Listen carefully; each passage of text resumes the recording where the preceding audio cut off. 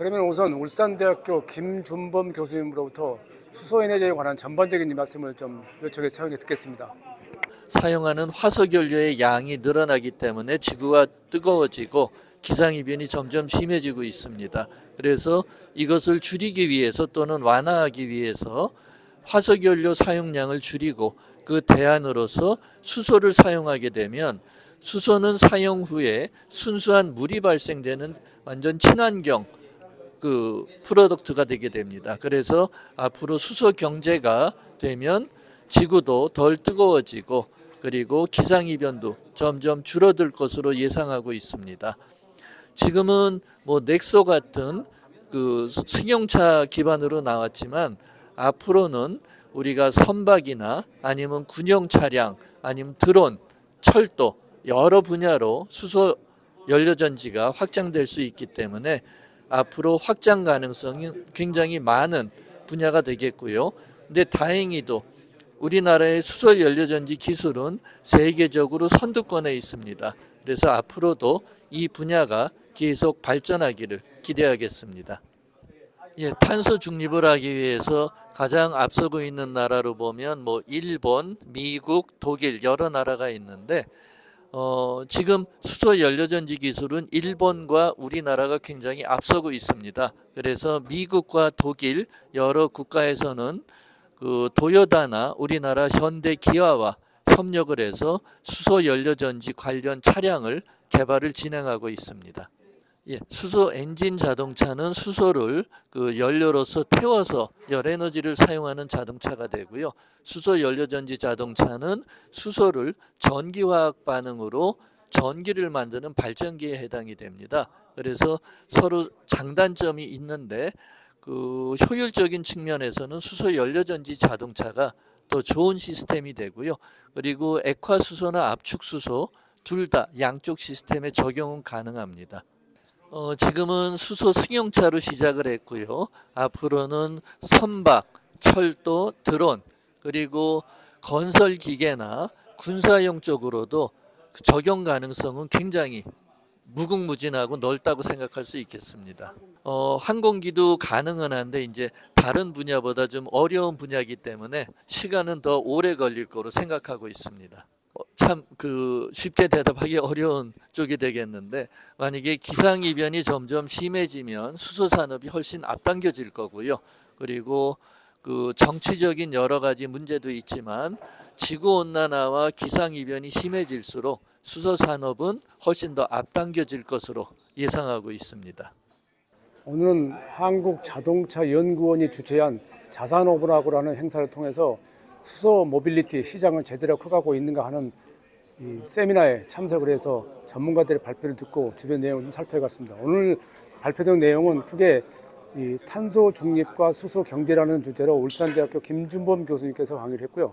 다음에 수소전기차 기술 개발 동향, 한국자동차연구원의 김명환 부분장, 수소 모빌리티 산업 동향과 개발 전략에 대해서는 하나에어로스페이스의 오동조 상무가 발표를 했습니다. 그리고 수소 산업 규제 합리화 현황 및 방향, 위에서 대해서는 한국가스안전공사 양윤영 수소안전기술원장이 발표를 했습니다.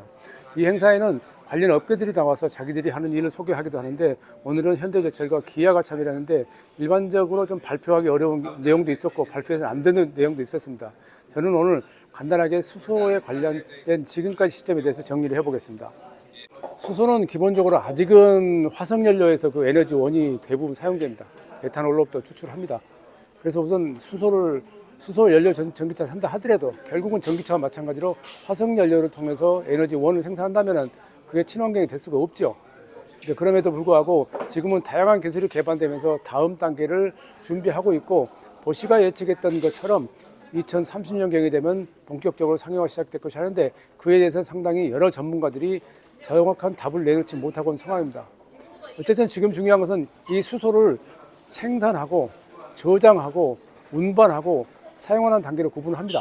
자동차에서는 생산, 운반, 저장까지는 사실은 다루기 어려운 내용이고요. 연료전지 기술에서 말하는데 그다음에 운반하고 저장 중에서 우리가 쓰는 것은 액화전지, 액화수소하고 압축전지를 씁니다. 액화수소, 압축수소를 씁니다.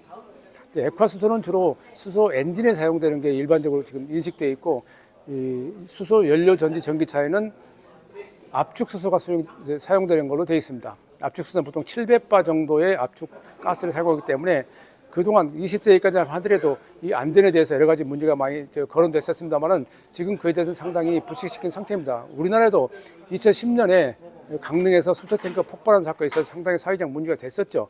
그 이후로 대부분 다 해결이 됐고 지금은 그에 대해서는 많이 인식도 완화됐답니다. 2014년만 하더라도 수소에 대한 인식이 약 40% 정도만 긍정적이었는데 작년에는 그게 재작년에는 약 70%가 높아졌답니다. 그러니까 이제 인식도 상당히 개선된 그런 상황을 하겠습니다.